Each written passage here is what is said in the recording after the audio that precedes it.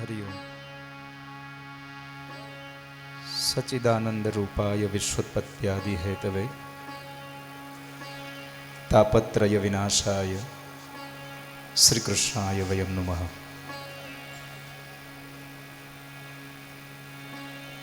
भगवान भागवतजीना वांगमय स्वरूप ठाकुरजीना चरणों व्यासपीठ અને એ વ્યાસપીઠની ગરિમા એનું આપણને સૌને ભાન કરાવે એવું એક દિવ્ય તત્વ એટલે પૂજ્ય માના ચરણોમાં સમ ઉપસ્થિત તમામ પૂજનીય શ્રી ચરણોમાં ભગવાન ભાગવતજીના 18,000 શ્લોકોનું પારાયણ કરનારા તમામ વિદ્વદ્વર્ય બ્રાહ્મણોના ચરણોમાં અને આપ સૌ જીવાત્માના ચરણોમાં જીવાત્માના હૃદયમાં બિરાજમાન પરમ ચેતનાને પ્રણામ। આપ સૌને જય શ્રી કૃષ્ણ, રાધે રાધે, જય ગિરનારી।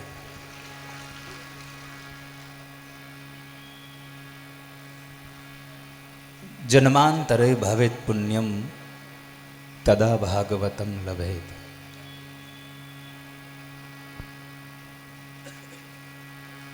અમદાવાદની આ દિવ્ય ધરામાં પૂજ્યમાના શ્રી મુખેથી આપ હજારો મુમુક્ષો જ્યારે આટલી સરસ ભગવાન ભાગવતજીની કથાનું રસપાન કરો છો, સુંદર ધારા ચાલતી હતી કૌશિકભાઈ માના મુખેથી। આપણને એમ થાય કે આપણે બોલીએ એટલો સમય માં બોલે તો ખૂબ વધારે મજા આવે, પણ માં અમને એટલા માટે કહીને બધા આપણે બોલાવીએ છીએ કે માનું સ્વભાવ જ, માનું હૃદય જ એટલું વિશાળ છે। અમને બધાને માં પાસે જવું બહુ ગમે છે।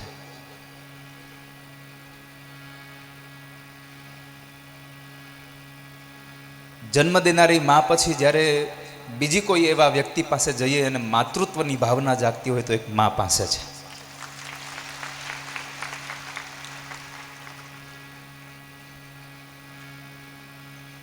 માં આજે પૂતનાની કથા કરતા હતા, પૂતાન અપી નયતિ હતી પૂતના। આ સંસારમાં જે પવિત્ર નથી, પણ માં એવું લાગે કે આ પૂતના, આ શક્તાસુર, જેટલા રાક્ષસો ગોકુળમાં આવ્યા ને એ બધાએ કેવળ ને કેવળ કંસનો આભાર વ્યક્ત કરવો જોઈએ કે એણે પરમાત્મા સુધી ધકેલા બધાને।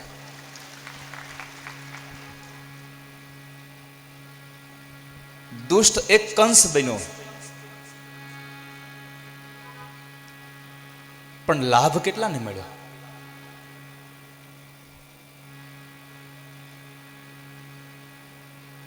જેટલા લોકો મથુરામાં હતા પેલા એમના લોકોને ગોકુળમાં મોકલ્યા, કારણ કે કદાચ કંસને ખબર હશે કે આ લોકો કૃષ્ણ અહીંયા આવે ત્યાં સુધી રાહ જોઈએ એમ નહીં હોય, એટલે એને ધક્કો માર્યો તમે ત્યાં જાઓ।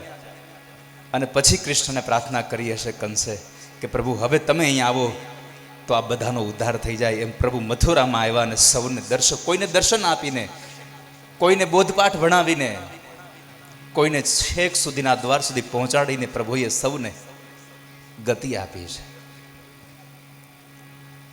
આ ભાગવત ગ્રંથ જ આપણને મુક્તિનો દાતા છે। એકમ ભાગવતમ શાસ્ત્રમ મુક્તિદાનૈન ગર્જતી।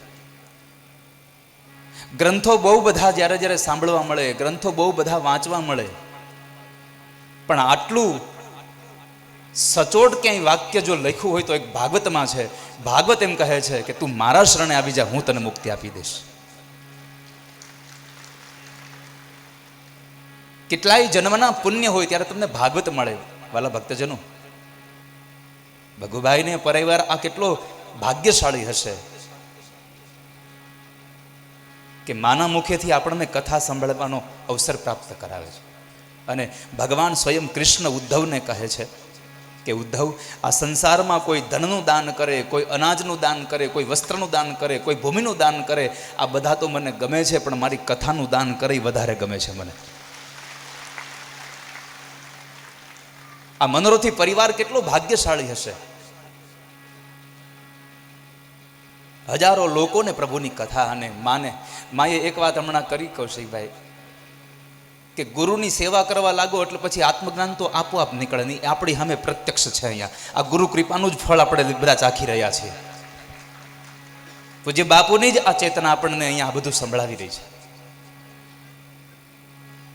અને ગુરુ કૃપા કરે એટલે બધું જ આપોઆપ મળે. એક નાની વાત કરીને મારી વાણીને વિરામ આપું.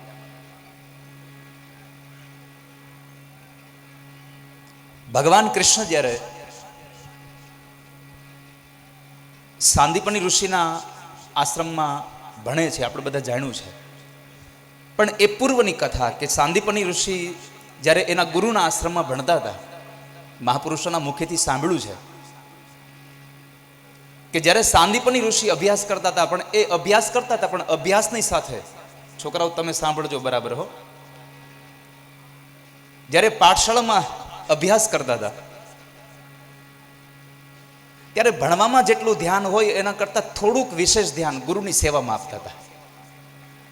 ગુરુના વસ્ત્રો ધોઈ દેવા, ગુરુના પ્રસાદ બને એમાં જ સેવા કરવી, ગુરુના ઘરની સેવા કરવી, બધું કરતા હતા. એટલે બીજા જે સાથે વિદ્યાર્થીઓ હતા એ બધા થોડા તેજસ્વી બન્યા, સાંદીપની થોડા પાછળ હતા, પણ ગુરુની આજ્ઞામાં બહુ હતા. એકવાર બીજા અન્ય બાળકો બધા જંગલના માર્ગે ગયા હતા યજ્ઞકાષ્ઠ લેવા, અને સાંજના સમય આવે છે ત્યારે સાંદીપની ઋષિના ગુરુ બાર કોટિયાની બહાર બેઠા છે અને સાંદીપની આંગણું કંઈક સાફ કરતા હતા. પેલા બધા બાળકોને આવતા જોયા એટલે જરા ગુરુને થયું કે લાવ આની હું પરીક્ષા કરી લઉં કે ખરેખર બધી આજ્ઞામાં છે કે નહીં. એટલે ગુરુ ઊભા થયા અને કીધું કે સાંદીપની એક કામ કર બેટા, આ ઝૂંપડી સળગાવી દે. કશું જ પૂછ્યું નહીં અને સાંદીપનીએ ઝૂંપડી સળગાવી. ગુરુ તો વયા ગયા, સાંદીપનીએ ઝૂંપડી સળગાવી. આ દ્રશ્ય પેલા બધા બાળકો જોઈ ગયા એટલે આવીને પેલા ઝૂંપડી ઠારી, પછી સાંદીપનીને મારે છે. ગુરુજીને કહ્યું કે આણે આ કર્યું છે. ગુરુજીએ કઈ ધ્યાન ન દીધું. થોડો દિવસ પસાર થયો એટલે વળી પાછી એક પરીક્ષા કરી.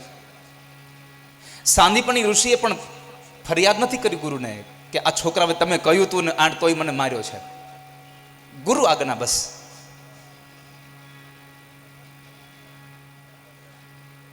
થોડા દિવસો પછી વળી બીજી એક આજ્ઞા કરી. સાંજનો એ જ સમય, વિદ્યાર્થીઓ બધા આવતા હતા યજ્ઞ કાષ્ઠ લઈને.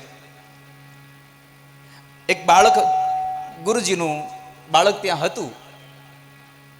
સાંદીપનીને આજ્ઞા કરી કે આને કૂવામાં નાખી દે. સાંદીપની ઉપાડીને કૂવામાં નાખ્યું. ગુરુ તો જતા રહ્યા. પેલા બધા બાળકો જોઈ ગયા સાંદીપનીએ કંઈક નાખ્યું અંદર, એટલે દોડીને આવ્યા તો બાળક હતું અને પાઠશાળામાં ભણતા હોય અને તરવાનું બહુ આવડે. તો એ તરત જ બાળકને બહાર કાઢીને સાંદીપનીને માર્યા. પણ આ બધો જ ક્રમ મારે તમને એટલા માટે કહેવો છે, ગુરુ કૃપા શું કરે. માએ હમણાં કથામાં વાત કરી. સમય ઘણો વ્યતીત થઈ ગયો અને ગુરુદેવનું શરીર જરા ક્ષીણ થયું એટલે બધા શિષ્યોને બોલાવ્યા અને બધા શિષ્યોને કહ્યું કે મારે હવે તમને એક એક પ્રસાદીની વસ્તુ આપવી છે.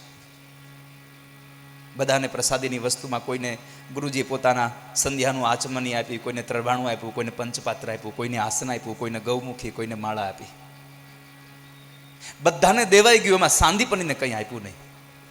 એ બાકી રહ્યા. બે હાથ જોડીને ઊભા છે.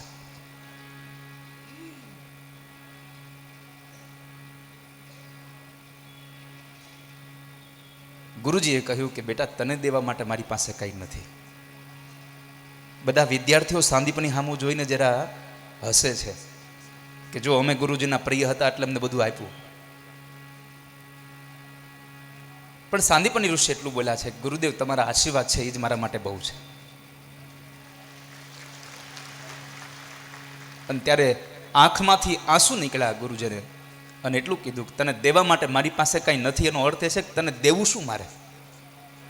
આ તારી સેવાના બદલામાં મારે તને શું દેવું? પણ એટલો આશીર્વાદ તને આપું છું, તું જેમ આજ મારી પાસે ભણવા આવ્યો એમ તું જ્યારે સંસ્થા ચલાવીશ ત્યારે અખિલ બ્રહ્માંડનો નાયક કૃષ્ણ તારી પાસે ભણવા આવશે. કેવલ ગુરુ કૃપા. જે મા ઉપર ગુરુની કૃપા વરસી છે, આપણા બધા ઉપર માની કૃપા વરસી રહી છે. આપણે તો એટલું જ સમજીએ કે આ પૂજ્ય બાપુની જ કૃપા મા દ્વારા આપણી પાસે આવી રહી છે. સયેશ ભગવાન દ્રોણ પ્રજારૂપેણ વર્તતે, ભાગવતજીનો શ્લોક છે. સંસારમાં કોઈ બાપ મૃત્યુ પામે તો એની ચેતના એના દીકરાઓમાં આવે, અને કોઈ સદગુરુ બ્રહ્મલીન થાય તો એની ચેતના એમના શિષ્યોમાં આવતી હોય. માની અંદર એ ચેતના બાપુની આપણને બધાને આશીર્વાદ આપી રહી છે આજે. તો આ સરસ ભાગવત કથા કે જેમાં આપણને મુક્તિનો માર્ગ મળી રહ્યો છે, પ્રભુ સુધી પહોંચવાનું આ એક સાધન છે. અને આપણે તો ખાલી અહીંયા પહોંચવાનું જ છે, પછી તો બધું ઈ જાણે. આપણે પહોંચવા માટેનો પ્રયત્ન કરીએ, પછી ત્યાં પહોંચ્યા પછી શું કરે એ એને જોવાનું. આપણે ખાલી એરપોર્ટ સુધી પહોંચવાનું હોય, પછી એ લોકો જ આપણને ગાઈડ કરે, હવે અહીંથી આમ જાઓ, અહીંથી જાઓ, અહીં બેસ જાઓ, એ આપણને ઉતારી દે છેક સુધી. પછી આપણે કશું જ નથી કરવાનું હોતું. પ્લેનમાં બેઠા પછી આપણે તો ખાલી સીટ ઉપર બેસી જવાનું હોય છે, પણ પ્લેન સુધી પહોંચવાનું આપણે હોય છે. એમ ભગવાન સુધી પહોંચીએ આપણે, પછી આગળનું બધું એ જાણે છે. ઈશ્વર બધું જાણે છે. તો આ દિવ્ય મંગલ મહોત્સવ અને આપ આટલી ખૂબ ભાવ સાથે પૂજ્ય માના ચરણોમાંથી, માના મુખારવિંદમાંથી નીકળતો આ અનુરાગ તમે બધા સાંભળી રહ્યા છો. અને હંમેશના માટે આપ સૌને મારી પ્રાર્થના એટલી કરતો જાઉં કે ક્યાંય પણ કથા સાંભળવા જાઓ ને તો અનુરાગ સાથે બેસજો. અમારે કૌશિકભાઈ ઘણી વખત કથામાં કહેતા હોય છે કે મીરાબાઈની ભજન મંડળીમાં એક વાયોલિન વાળો ભાઈ આવ્યો અને જરા વિદ્વાન હતો. એટલે મીરાબાઈ નહોતા આવ્યા ત્યારે એની પહેલા બધા લોકો જે ભજન ગાતા હતા એ લોકો રાગમાં નહોતા ગાતા હતા. આણે બંધ કરાવ્યું કે તમે રાગમાં ગાઓ. તો કોઈને રાગ આવડતો નહોતો. મીરાબાઈ આવ્યા તો બધા ભજન નહોતા કરતા. પૂછ્યું કે તમે ગાતા કેમ નથી? તો કે આ નવું આવ્યો એને બંધ કરાવ્યું છે. એ જાણે છે, અને થોડુંક જાણવાવાળા થાય ને પછી અજાણ્યાને બંધ બહુ કરાવે માં. અને જાણતા હોય જ બંધ કરાવે. જ્ઞાની કોઈ દી બંધ ન કરાવે. જ્ઞાની કોઈ દિવસ બંધ ન કરાવે. જ્ઞાની તો બોલવા દે. જ્ઞાન અને જાણવું બેમાં તફાવત એટલો છે, જ્ઞાની છે એ પડેલાને ઉપાડે અને જાણકારો છે ઊભો હોય અને પછાડે. વસ્તુ બે એક જ છે. આ ભાગવતની કથાઓમાંથી ઘણું બધું જ્ઞાન મળે, પણ એ જ્ઞાન તો બને તમને ઊભા કરે, અને એની જ વસ્તુ જો કોઈને પછાડવાના પ્રયત્ન કરે તો એ જાણકારી થઈ જાય. હવે નક્કી તમારે કરવાનું છે, જ્ઞાન તમારી પાસે છે કે જાણકારી છે. તો માતા મીરાબાઈને કીધું કે આ નવું આવ્યું એને બંધ કરાવ્યું છે. પણ શું કામે? તો કે છે એમ કે છે કે રાગમાં ગાવ, તાલમાં ગાવ. મીરાબાઈએ કહ્યું કે આપણી આ ભજન મંડળીમાં રાગમાં ન ગવાય તો કાંઈ નહીં, તાલમાં ન ગવાય તો કાંઈ નહીં. આપણે બે વસ્તુનું ધ્યાન રાખવાનું છે, એક અનુરાગમાં ગવાવું જોઈએ, એક તાનમાં ગવાવું જોઈએ. અનુરાગ થવો જોઈએ, પરમાત્મા પ્રત્યે પ્રેમ થઈ જાય. અને પ્રેમ થઈ જાય તો પછી પરમાત્મા તમારા વગર નહીં દઈ શકે. યે યથા મામ પ્રપદ્યંતે તામ તથૈવ ભજામ્યહમ. તો માની વાણીથી આપણને ભગવાનમાં પ્રેમ થઈ જાય, અને એ કૃષ્ણ પછી આપણને પ્રેમ કર્યા વગર નહીં રહી શકે. તો એવી સુંદર કથા અમદાવાદની આ ધરામાં બોપલમાં આટલું સરસ આયોજનને તમે આટલી મોટી જન્મદિનીમાં લાભ લઈ રહ્યા છો. હજી જેટલો દિવસ અહીંયા બાકી છે અને જેટલો લેવાય એટલો લાભ આ લઈ લેજો, કારણ કે ફરી પાછો આવો ભાગવતનો લાભ ક્યારે મળશે ખબર નહીં. જન્માંતરે ભાવેત પુણ્યમ તદા ભાગવતમ લભેત. બાકી શેઠ ઘરે કથા બેહારે તો કાનમાં ધાક પડી જાય. 7 દિવસ સુધી ધાક જ ન ખુલી. 7મા દિવસે ફટાકડો ફૂટ્યો ને ધાક ખુલી ગઈ, ત્યાં કથા પૂરી થઈ ગઈ હતી. એટલે તમે બધા લોકો ખૂબ લાભ લેજો, પરમાત્માને યાદ કરજો, પ્રભુને બોલાવજો, પ્રભુ આવશે. એ જ ભાવ સાથે માએ આટલો અમને બધાને પ્રેમ આપ્યો. અને માએ વ્યાસપીઠથી એમ કહ્યું કે પહેલાં પ્રવચન ને પછી બધું આગળનો કાર્યક્રમ એ માની ઉદારતા અને માનો અમારા પ્રત્યેનો પ્રેમ છે. આજે જ મહેસાણામાં હરિપુરામાં કથા વિશ્રામ થઈ બપોરે અને આવતીકાલે ફરી પાછી પેટલાદમાં પ્રારંભ થઈ રહી છે. એટલે માને કહ્યું કે હું માં 27 તારીખે સાંજે આવી જઈશ. અને અમે આવું ગોતતા હોઈએ કે જ્યારે મા પાસે જવા કેમ મળે અમને. એટલે આજે ભગવાને કૃપા કરી અને આ અવસર અમને સાંપડ્યો. આખા મનોરથી પરિવારનો ખૂબ આભાર કે તમે આવું આયોજન કર્યું ને આમાં અમને 2 શબ્દો સાંભળવા મળ્યા. સાંભળવા તો બધાને બહુ મળે, સાંભળવા જ નથી મળતું. ઘણી વખત તો આપણે કંઈક બોલવું હોય તો ન બોલે, બોલવા દે નહીં કોઈ સામે. એટલે આપે સૌએ આટલો સાંભળ્યો ને માએ આટલો પ્રેમ આપ્યો. આપના સૌના ચરણોમાં પ્રણામ સાથે 2 મિનિટ માટે નામ સંકીર્તન સાથે ગાવા લાગશો.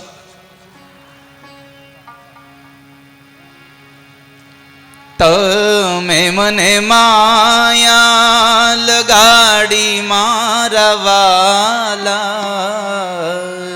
તમે મને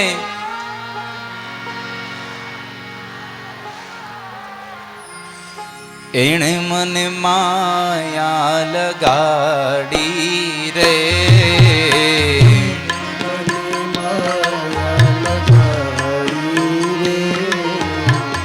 સામે મને માયા લગાડી રે,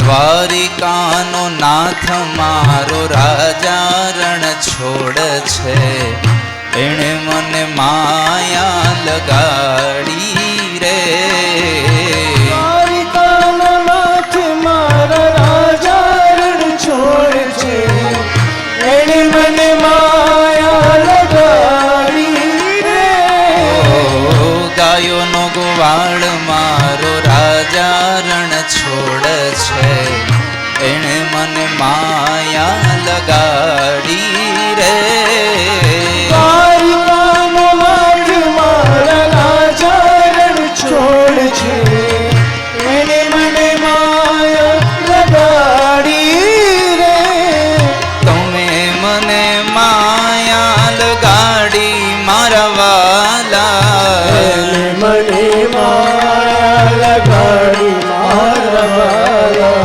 તમે મને માયા લગાડી મારા વાલા, મને માયા લગાડી મારા વાલા, એણે મને માયા લગાડી રે, એણે મને માયા લગાડી રે, સામે મને માયા લગાડી રે, સ્વામી મને માયા લગાડી રે, રાધાનો શ્યામ મારો રાજા રણ છોડ છે, એણે મને માયા લગાડી રે, દ્વારિકાનો નાથ મારા રાજા રણ છોડ છે, એણે મને માયા લગાડી રે, સુદામાનો મિત્ર